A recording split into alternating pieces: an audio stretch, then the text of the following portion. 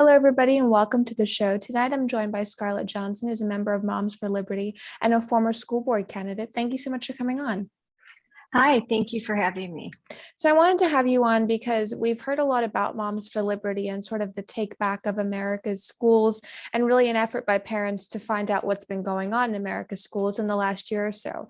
So, just to start off, how did your activism journey start with this? How did you get involved with Moms for Liberty and really just understand that there was a problem that had to be addressed in America's schools? Well, my activism began during COVID, like a lot of moms and parents. 2 years ago, I did not even know the names of my school board members. I voted. I voted in every election. However, I often in these smaller local elections, I really didn't know who to vote for. I didn't know that much about the school board politics and all of that. And for a brief period of time during the Common Core debate, I did attend school board meetings, and I with a lot of parents, and I spoke, but there wasn't the same kind of fire, and we were not successful. A Common Core was adopted in my district and all throughout the state of Wisconsin under in Wisconsin, we have a structure of we elect every 4 years DPI head, Department of Instruction, I'm sorry. And at that time, our current governor, Tony Evers, was the DPI head, and he is heavily funded by teachers unions. And that's one reason why his upcoming election, this November, hoping to get a new governor that's more favorable to parental rights and less beholden to teachers unions. But basically, there was the school shutdowns because of COVID. Right. And early on, it was understandable. And we didn't know what was going to happen in April when schools were first shut down. As evidence became clear that children were not susceptible to the worst effects of COVID, and they also weren't transmitters. And other countries around the world had showed it was safe for kids to have in-person instruction, and it would be extremely detrimental for children psychologically, emotionally, academically, for them to continue with in-person education. I know I did, but a lot of parents thought our schools need to open. It's for the best interest of our children, who we could already see through the months of isolation. They were more withdrawn, they were deteriorating, and there was academic decline. Through no fault of the teachers, the in-person instruction that our children received from April to June was not good. It was not adequate. And often kids didn't even log in, even in suburban districts like mine, where you would consider, more affluent suburban districts. There was a lot of trouble with kids logging in, staying engaged. And parents, especially if you had younger children, you had to sort of sit by their side, as I did. I have 5 children, and guide them through the day to make sure that they were staying on task and help them, because they were using technology they were not accustomed to get onto Google Docs and all of that stuff. So parents, for the first time, got really a bird's eye view into what was going on in classrooms. We also started to see what was in board docs, what they were writing, what the focus was. And as we were able to have a peek behind the curtain, we increasingly did not like what we saw. And we saw, sometimes we just saw the lack of academic rigor. And oftentimes we saw that there seemed to be a real ideological bent to curriculum. Even subjects like science and math seemed to have sort of an ideological bent in the way that questions were worded. This, I think, became an issue for parents. Though initially, we were very concerned about opening schools and the mitigation strategies that our districts were using, which were nothing short of just oppressive. Often in school board speeches, I said, our kids' experience in their schools are almost like they're attending juvenile detention facilities. They're walking down, in my district, they were walking down one-way halls. If classrooms were in person, often the teacher was in another room. There was still a screen up. So the kids weren't really getting in-person instruction. They had plexiglass surrounding them. They often had to walk the hallways holding plexiglass. Wow. Even siblings had to stay 6 feet apart. Children were yelled at, criticized if their masks slipped. There were, even when I think about that period of time, it's almost like I have a wave of PTSD. It was such a traumatic and emotional time as a parent to have every day my children come home frustrated,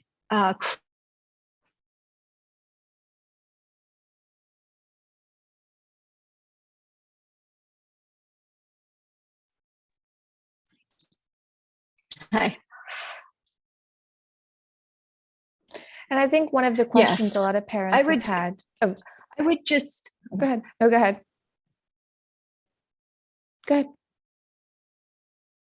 Oh, I just wanted to say that I think that parents came to realize the power of local government and local elections during COVID.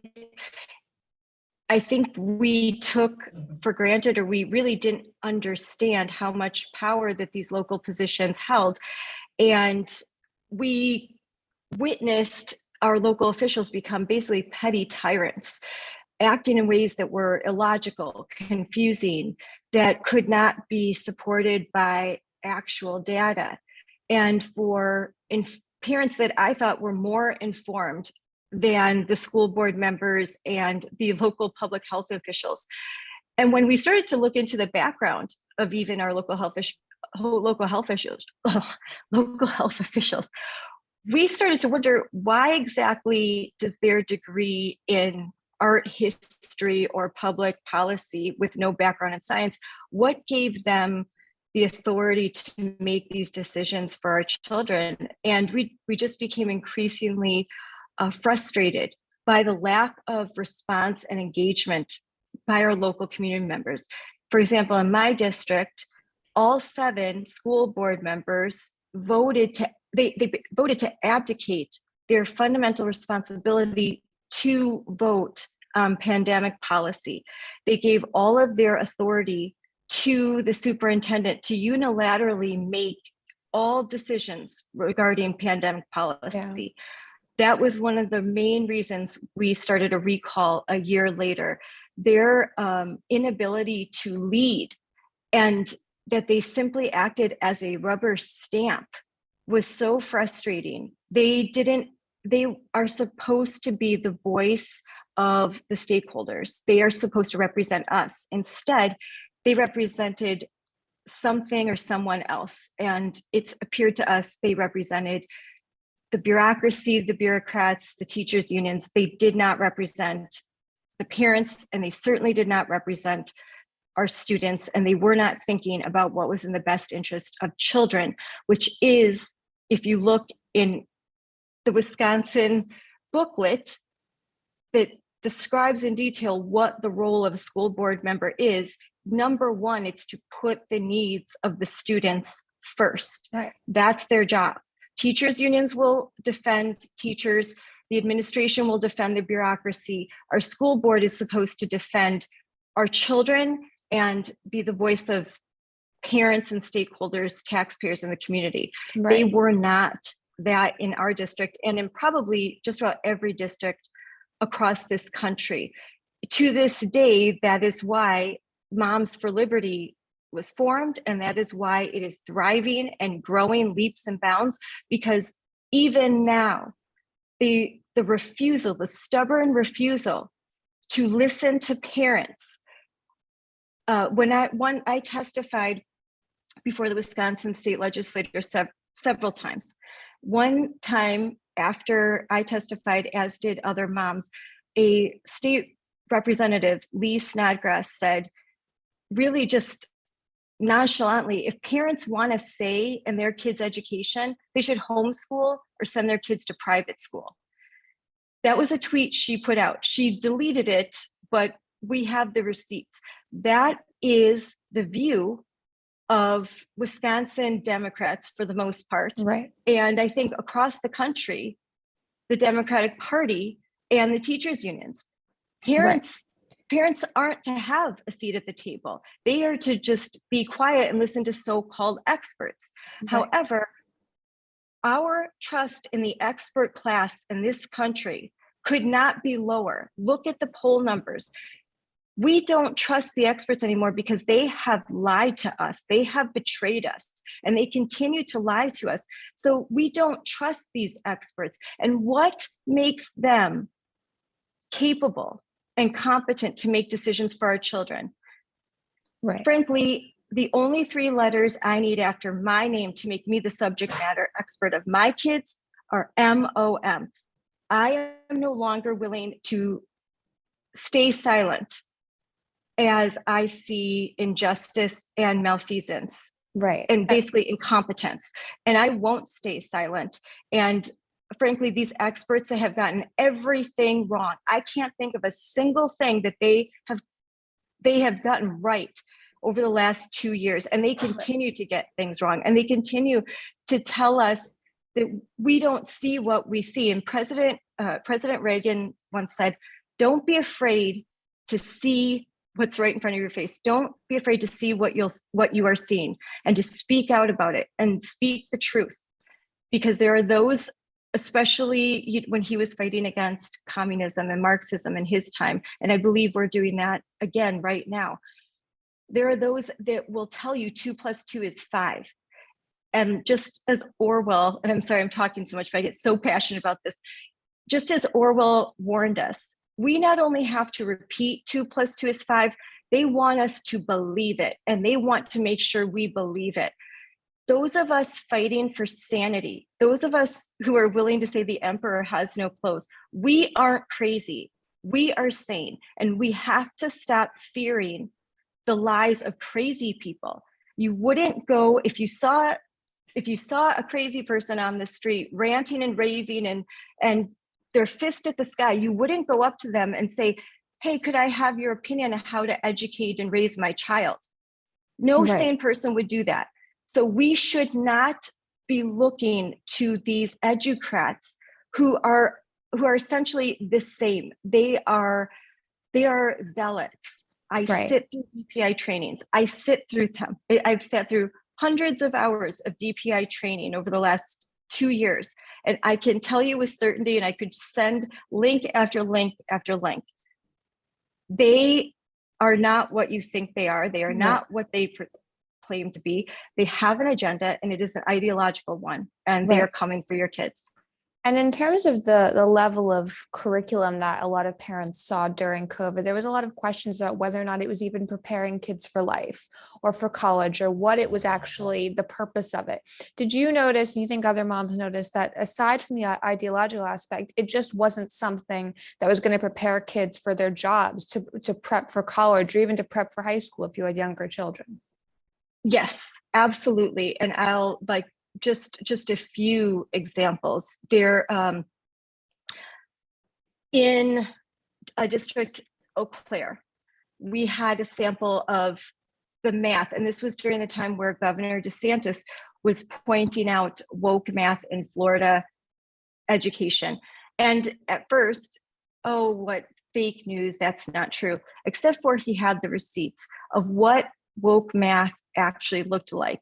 And what that meant was that and this happens in Wisconsin, it's Detroit, and all over the country, specific examples, questions about where if a child is doing algebra, if they can't get that algebraic question correct, they can instead answer a question about Maya Angelou.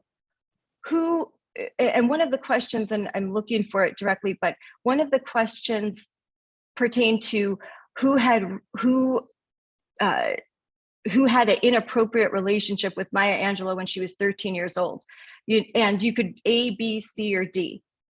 And if you couldn't get the math question right, you could simply answer this culturally competent, basically part of cultural competency, or culturally relevant learning, teaching, a different CRT.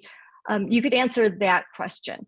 So what does that mean? That a child, a teenager taking algebra could get an A on an algebra quiz and not understand a single concept of algebra. Right. Basically, they can just regurgitate some simple facts.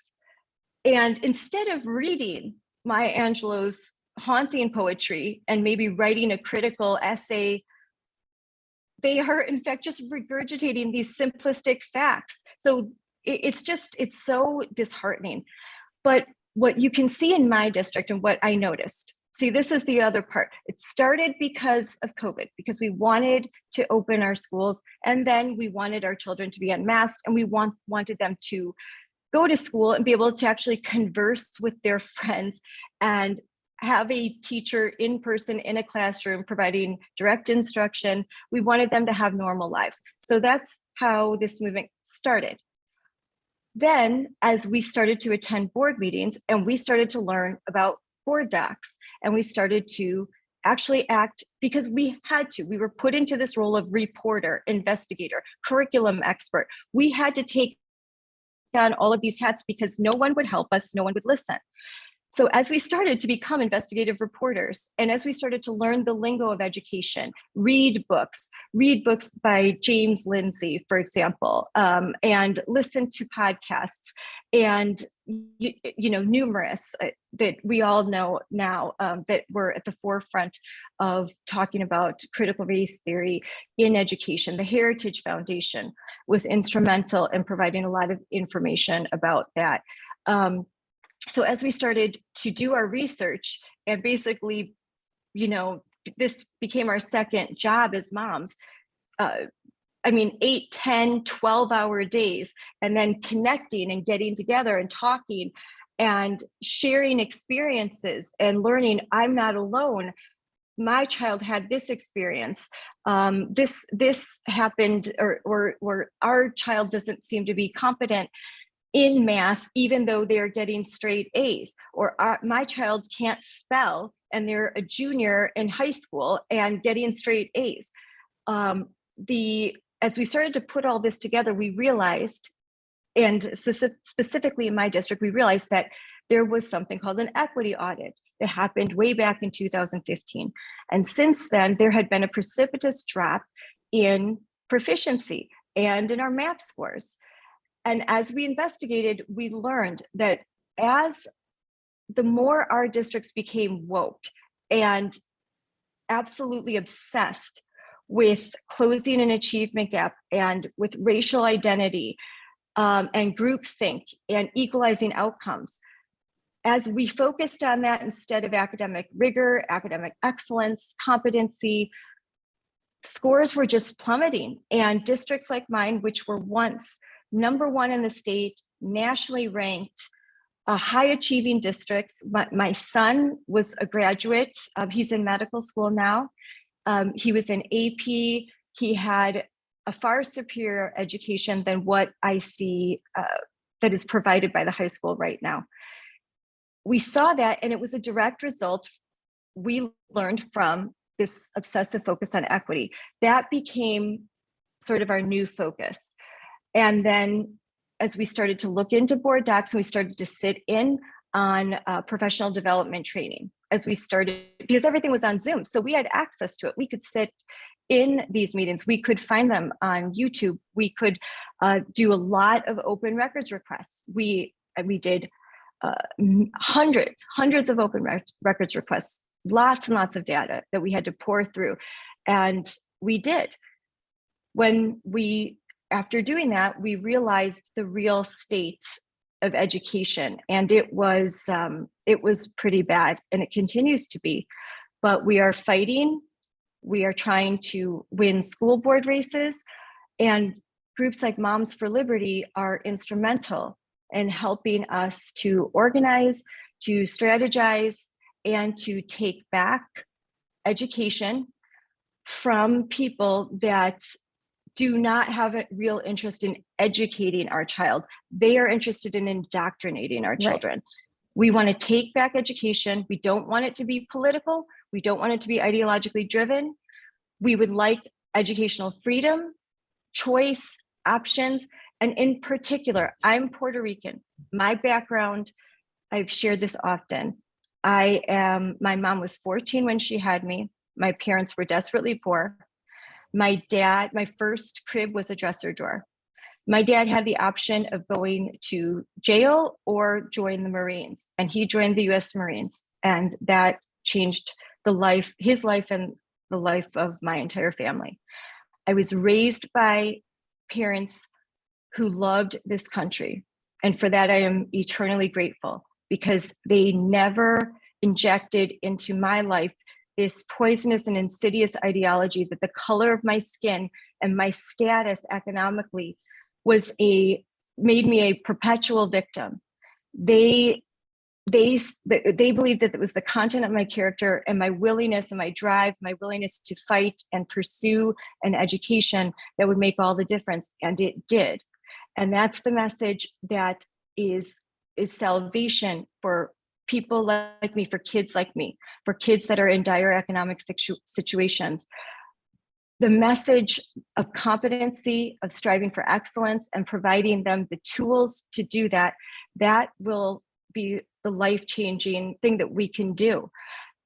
Right. Critical race theory denies that, and it makes a perpetual underclass, which will always vote for the party, like Thomas Jefferson said, the party that robs Peter to pay Paul can always just depend on the support of Paul.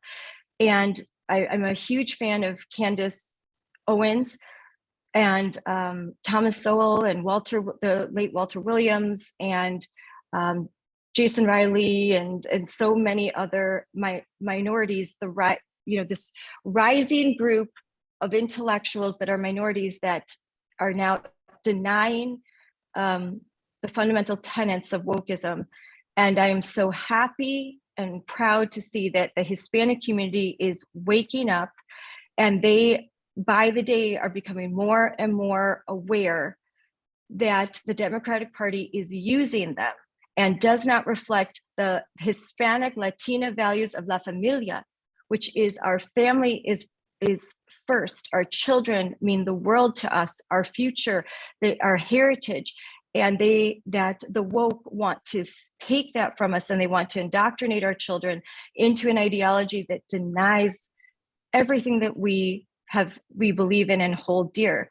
So I'm really happy to see, and it was great. I was just at the Moms for Liberty convention in Tampa, and there was a huge presence in the Latina community there, and Hispanic community, and that was wonderful to see. And with the outreach, the Hispanic outreach, I believe that we can really grow this movement in areas that we thought it would be difficult, and it's a great thing.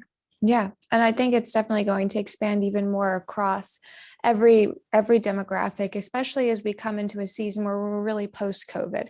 So a lot of people know that their kids are not going to be back in virtual learning, and it's not a situation where we're in fear, parents are in fear of their children's lives, so they have to make decisions in fear. Thank you so much for coming on. Where can people follow you on social media to keep up with your work and your activism? They can follow me at Scarlett for Kids, Twitter. So Scarlett at Scarlett for Kids. Our website is momsforlibertyozaki.com, and I'm on Facebook as well. They can look me up on Facebook. And the National Moms for Liberty organization is momsforliberty.org. And you can check me out there, message me. And I just, my wish for moms and parents listening is to overcome any feelings of fear that you might feel and doubt, and to just stand up and speak out and fight for your kids. This is a battle that is worthy of all of our effort, and you can't care what crazy people think. And I know that parents out there, they love their kids more than they desire the approval of people who hate them. You don't take advice from people that hate you, and don't do the bidding of those that wish you ill.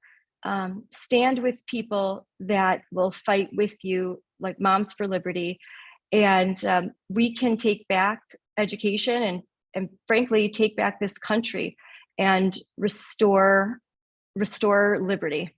Yep. I think that's a good message, especially for parents who have young children or even young parents who are about to enter this sort of battlefield of education for their children. Thank you so much for coming on. Thank you.